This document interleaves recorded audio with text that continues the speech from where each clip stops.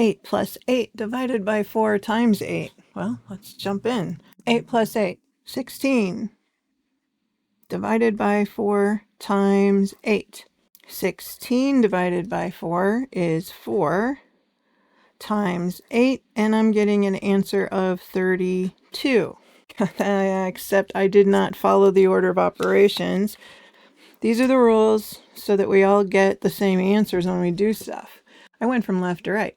So I should have done parentheses. I didn't have any exponents. I don't have any multiply and divide in order from left to right. And then you're allowed to add and subtract. But adding and subtracting goes in order from left to right too.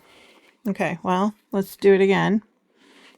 Following the order of operations, this time I am supposed to start with multiplying or dividing as it comes up. So as I move across, this division comes up first. So I've got 8 plus, and then 8 divided by 4 is 2 times 8. Oh, that's fun. So now we're going to do this multiplication. You could still make a mistake here and go with the 8 plus 2, but you got to go back and do that multiplication first. So we have 8 plus 16, and 8 plus 16 is 24. The answer is not 32, it's 24. Okay, now try this problem.